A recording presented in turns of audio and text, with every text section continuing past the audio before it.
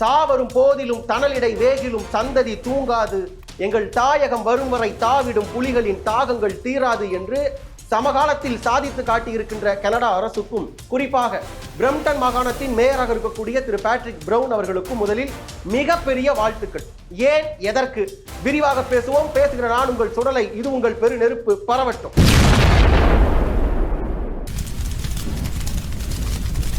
தாய் நிலமாக, தாயகமாக இருக்கக்கூடிய நம்முடைய தமிழ் ஈழத்தில் கடந்த 2009 இறுதிக்கட்ட போரில் சொந்த நாட்டு மக்கள் மீது குண்டு போட்டு முள்ளிவாய்க்கால் பகுதியில் 1.5 லட்சத்திற்கும் மேற்பட்ட தமிழ் உறவுகள் கொல்லப்பட்ட நிகழ்வை தமிழர்கள் யாராலும் மறுக்கவோ மறக்கவோ முடியாது.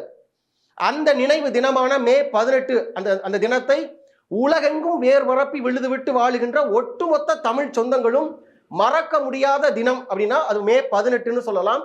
தமிழ்நாட்டிலும் கூட, குறிப்பாக நாம் தமிழர் கட்சி அண்ணன் சீமானின் தலைமையில் 2010 காலம் தொட்டு இப்போது வரை, இடையில இந்த கொரோனா காலகட்டம் வந்த போதும் கூட தவறாமல் அனுசரித்த தினங்கள் 2. அதில் ஒன்று மே 18, இன்னொன்று நவம்பர் 27 மாவீரர் நாள். அந்த வரிசையில இந்த ஆண்டு 15 ஆண்டு கால நாம் தமிழர் கட்சி வரலாற்றிலேயே இதுவரை இல்லாத அளவிற்கு மிக மிக பிரம்மாண்டமாக நம்முடைய கொங்கு மண்ணாக இருக்கக்கூடிய கோவை மண்ணில், கொடிசியா திடலில் எழுச்சியும் புரட்சியுமாக அண்ணன் சீமானின் தலைமையில் 1,00,000 பேருக்கு மேல் கூடி அந்த மே 18 நிகழ்வை நாம் செய்ய இருக்கிறோம். அது ஒரு செய்தி. அதை தாண்டி கடந்த காலத்துல அனுபவத்தை எடுத்து பார்த்தோம் அப்படின்னா, இந்த மே 18 நவம்பர் 27 இந்த 2 நாள் நிகழ்வை அனுசரிப்பதற்கு தமிழ்நாட்டில் நாங்கள் படாத பாடு பட்டு கொண்டு வருவது எல்லாருக்கும் தெரியும்.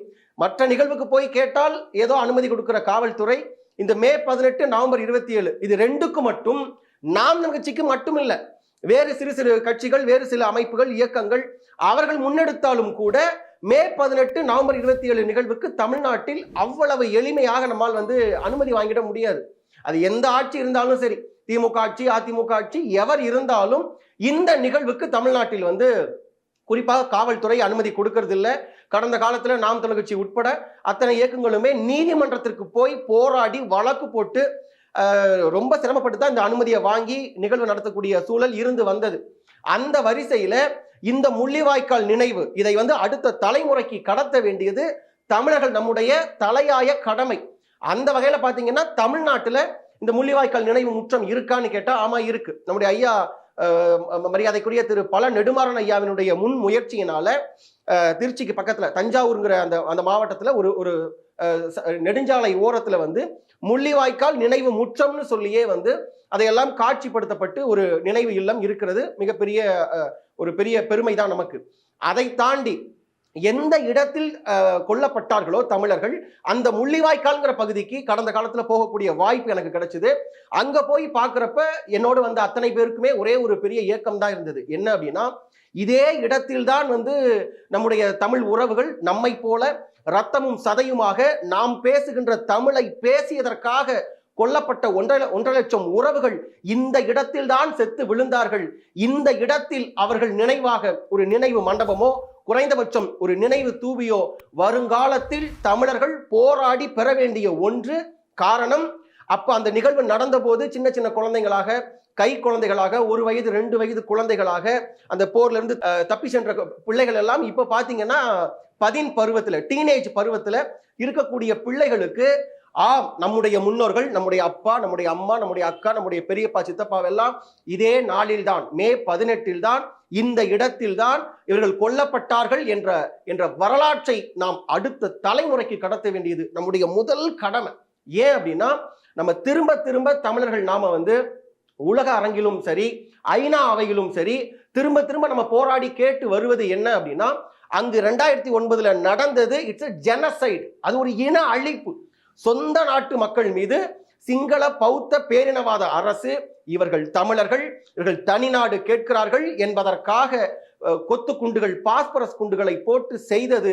அது சாதாரண ஒரு போர் குற்றம் அல்ல, அது இன அழிப்பு அப்படிங்கிறத நிறுவுவதற்காகத்தான் நம்ம ஐநா அவையிலையும் மற்ற உலக நாடுகளுக்கு கூடிய நீதி அரங்கத்திலையும் நம்ம போராடி வருகிறோம். அது இன்று வரை சாத்தியமாகல, போகட்டும். ஆனால் வருங்காலத்தில் ஒரு சரியான, ஒரு நேர்மையான நடுவம் அமைகிற போது, ஒரு வலிமையான ஒரு அரசு பக்கத்துல தமிழ்நாட்டிலேயோ உலக அரங்கிலேயோ தமிழர்கள் தலைமையிலான ஒரு அரசு அமைகிற போது, இன்னும் வீரியமாக வருகின்ற கால தலைமுறை 2009 இலங்கையில் நடந்தது இனப்படுகொலைதான் என்று போராடி பெற வேண்டும் என்று சொன்னால் அதற்கு நாம் இந்த தகவலை கடத்த வேண்டும். இந்த செய்தியே என்னன்னு தெரியாம ஒரு இளைய தலைமுறை வந்து விட்டால் அவன் எப்படி போராடுவான் இல்லையா? அப்ப நம்முடைய முதல் வேலை என்னன்னா, நம்மால் இந்த இந்த இந்த நிகழ்வுக்கு நீதி பெற்றுத்தர முடிகிறதோ இல்லையோ, குறைந்தபட்சம் நம் அடுத்த தலைமுறைக்கு இதை கடத்த வேண்டிய தேவை இருக்கிறது. இப்பதான் உள்ள முக்கியமான செய்திக்குள்ள வர்றேன். என்ன அப்படின்னா, இதை கடத்துவதற்கு என்ன செய்யணும் அப்படின்னா, இதை ஆவணப்படுத்தி வைக்க வேண்டிய ஒரு பெரிய தேவை இருக்கிறது. வருகின்ற காலங்களில் இயற்கை சீற்றங்களால, புயல்னால எது வந்தாலும் அழிக்க முடியாதபடி இதை ஆவணப்படுத்த வேண்டிய தேவை இருக்கிறது. அப்படி ஆவணப்படுத்துகின்ற நிகழ்வு தான் ஒரு நினைவு மண்டபம், ஒரு நினைவு தூபி என்பது. அது இருக்கட்டும். அதை தாண்டி எங்கோ இருக்கின்ற கனடா தேசம், வெள்ளைக்காரர்களால் ஆளப்படுகின்ற தேசம், ஒரு ஒரு ஒரு ஐரோப்பிய நாடுகளில் ஒரு முதன்மையான நாடாக இருக்கக்கூடிய கனடாவில் தமிழர்கள் நிறையவே வாழ்றாங்க. புலம்பெயர்ந்த தமிழர்கள், குறிப்பாக ஈழத்தமிழர்கள் நிறைந்து வாழக்கூடிய கனடாங்கிற நாட்டில் பிரம்டன் அப்படின்னு ஒரு மாகாணம் இருக்கு. அந்த மாகாணத்தில் ஒரு பூங்கா, ஒரு பார்க் இருக்கு. அந்த பார்க்கில் தான் கடந்த சில நாட்களுக்கு முன்பாக தமிழ் இன அழிப்பு நினைவு தூபி அப்படின்னு சொல்லி அதை ஆங்கிலத்திலும் தமிழிலும் போட்டு ஒரு நினைவு தூபி அமைச்சிருக்கிறாங்க. நீங்க எல்லாருமே கூட பார்த்திருக்க வாய்ப்பு இருக்கு. மண்ணுக்குள்ள இருந்து வெளியில 2 கைகள் மேல் நோக்கி இருப்பது போலவும், அதில் ஒரு புத்தக வடிவில் அதுல தமிழ் ஈழத்தை கோட்டோவியமாக அதை வரைந்து, அது ஒரு கண்ணாடி பிம்பம் போல அது இருக்கிறது. அதை நாங்க எப்படி புரிஞ்சுக்கிறேன் அப்படின்னா, அது பார்க்கின்ற போது நம்முடைய முகம் அதுல தெரியுது. சோ இதை பார்க்கிற நாம் நம்மை நாமே இதை கேள்வி கேட்டுக் கொள்ள வேண்டும் என்பது போல இருப்பதாகத்தான் நான் பார்க்கிறேன். அந்த நினைவு தூவி திறக்கப்பட்டிருக்கிறது. அடிக்கல் நாட்டப்பட்டது எப்ப அப்படின்னா, ஒரு ஓராண்டு காலத்திற்கு முன்பாக அடிக்கல் நாட்டப்பட்டது. அடிக்கல் நாட்டப்பட்டதுமே ஏகப்பட்ட எதிர்ப்புகள், தடைகள். குறிப்பாக இங்க கனடாவில் வாழக்கூடிய சிங்களவர்கள் இல்ல இல்ல, அது எப்படி நீங்க இன அழிப்புன்னு சொல்லுவீங்க, அப்படி வைக்க கூடாது, அது போர் குற்றம் தான், இதுக்கு அனுமதி கொடுக்க கூடாதுன்னு சொல்லி போராட்டம் எல்லாம் செய்த நிகழ்வு அங்கு நடந்தது. அதை தாண்டி சிங்களவன் தான் அப்படி செய்யறான்னா, கருணாக்கள் அதிகமாக இருக்கக்கூடிய தமிழ் இனத்துல தமிழர்களும் ஒன்று சேர்ந்து கொண்டு, ஆம் இந்த இடத்துல இந்த நினைவு தூவி இருக்கக்கூடாதுன்னு போராடிய வரலாறும் உண்டு. யாரா போராடினதுன்னு பார்த்தா, குறிப்பாக டக்ளஸ் தேவானந்தாவினுடைய ஆட்கள், கருணாவினுடைய ஆட்கள், பிள்ளையானுடைய ஆட்கள் எல்லாம் சேர்ந்து கொண்டு இதை வைக்கக்கூடாது அப்படின்னு போராடிய நிகழ்வுகள் எல்லாம் கடந்த காலத்தில் இருந்தது. அது அத்தனையும் தாண்டித்தான் தமிழர்களுடைய ரொம்ப வீரியமான முயற்சிக்கு பின்பாக இதோ இந்த வாரத்தில் அந்த பிரம்டன் மாகாணத்தில் அந்த நினைவு தூவி திறக்கப்பட்டிருக்கிறது. இனி காலாகாலத்திற்கும் அது இந்த வரலாற்றை அடுத்த தலைமுறை கடத்துகின்ற வேலையை செய்யும். அதை தாண்டி அதுல சிறப்பே என்ன அப்படின்னா, அந்த திறப்பு விழாவில் பேசின அந்த பிரம்டன் மாகாணத்தினுடைய மேயர் பேட்ரிக் பிரவுன் ஒரு செய்தியை சொன்னார். என்ன சொன்னார் அப்படின்னா, நிறைய எதிர்ப்புகளை தாண்டி தான் இந்த இடத்துல நினைவு தூபி வச்சிருக்கிறோம். எதிர்த்தவங்க எல்லாம் என்ன சொல்றாங்க அப்படின்னா, அங்க இன அழிப்புலாம் கிடையாது, அது ஜஸ்ட் ஒரு போர் குற்றம் தானே, அதுக்கு எதுக்கு இதை திறக்கணும் அப்படின்லாம் சொன்னாங்க. அப்படி சொன்னவர்களுக்கு நான் ஒரு செய்தியை சொல்லிக் கொள்கிறேன். அங்க 2009 அங்க எந்த பிரச்சனையுமே நடக்கல, சாதாரண போர் குற்றம் தான் அப்படின்னா, என்ன டேஷுக்கு நீங்க இங்க வந்தீங்க, இந்த நாட்டுக்கு எதுக்கு வந்தீங்க, இங்க ரெஃப்யூஜியாக, அகதியாக ஏன் பதிவு செஞ்சீங்க, அசூல் அடிக்கிறதுன்னு சொல்லுவாங்க. அது எங்க நாட்டுக்கு போனா எங்களை கொன்றுவாங்க, அந்த நாட்டில் இருக்க முடியாதுங்க, அதனாலதாங்க உங்க நாட்டுக்கு வந்தோம், எங்களுக்கு எப்படியாவது குடியுரிமை கொடுங்கன்னு கேட்டுத்தான் ஒரு நாட்டில் பெற முடியும். அப்படி பெற்றவர்கள் தான் அந்த நாட்டில் இருக்க முடியும்.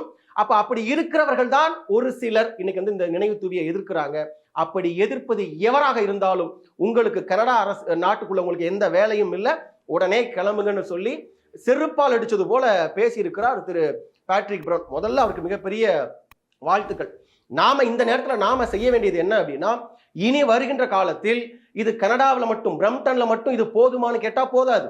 இந்த இன அழிப்பை காலாகாலத்திற்கும் பறைசாற்ற வேண்டும் என்று சொன்னால், உலக நாடுகள் அத்தனை நாடுகளிலும் 2009 நடந்தது இன அழிப்பு தான், அது ஜெனசைடு தான் என்பதை கடத்துவதற்கு, பதிவு செய்வதற்கு உலகின் அத்தனை நாடுகளிலும் இது போல நினைவு தூபியை அமைக்க வேண்டிய தேவை இருக்கிறது. அண்ணன் சீமான் தான் அழகாக சொல்லுவார், தமிழன் வாழாத நாடில்லை, தமிழனுக்கென்று ஒரு நாடில்லை என்று சொல்லுவார். அப்படி உலகெங்கும் வேர்பரப்பி விழுதுவிட்டு வாழுகின்ற தமிழர்கள் அவரவர் நாடுகளில், வாழக்கூடிய நாடுகளில், தஞ்சம் புகுந்த நாடுகளில் அந்த நாட்டின் அரசு, கருணை கொண்ட அரசு எதுவோ அந்த அரசோடு ஒரு இணக்கமான போக்கை தமிழர்கள் கடைபிடிக்க வேண்டும், பின்பற்ற வேண்டும். நம்முடைய திறமையால், நம்முடைய தமிழர்களுடைய உழைப்பினால் எந்த நாட்டில் குடியேறி இருக்கோமோ அந்த நாட்டுக்கு பெருமை சேர்த்து தவிர்க்க முடியாத சக்திகளாக தமிழர்கள் அதிகாரத்திற்கு வர வேண்டும். அந்த அதிகாரத்தோடு நெருக்கமாக இருந்து இந்த நினைவு தூபியை உலகின் எல்லா நாடுகளிலும் கொண்டு வர வேண்டிய தேவை இருக்கிறது. எனவே வருகின்ற காலத்தில் இந்த பூனைக்கு யார் மணி கட்டுறதுங்கிற மாதிரி இந்த வேலையை முதலில் செய்வது யார் அப்படின்னு தான் இருந்துச்சு. அப்படிப்பட்ட வேலையை கனடா அரசாங்கம் பிரம்டன்ல செஞ்சிருக்குது. அதை நம்ம ஒரு பாடமாக, ஒரு துவக்கமாக எடுத்துக்கொண்டு இனி வருகின்ற காலத்தில் எல்லா நாடுகளிலும் இது போல ஒரு நினைவு தூபியை, நினைவு மண்டபத்தை அமைப்பதற்கான வேலையை நாம் தமிழர்கள் செய்ய வேண்டும். நமக்கு எவ்வளவு வேலைகள் இருந்தாலும் அத்தனை வேலைகளையும் தாண்டி தள்ளி வைத்துவிட்டு அத்தனைக்கும் முதன்மையான வேலை இந்த வேலை என்பதை மனதில் வைத்து தமிழர்கள் இறங்க வேண்டும், இறங்குவார்கள் என்ற நம்பிக்கையோடு விடைபெறுகிறோம். நன்றி, வணக்கம்.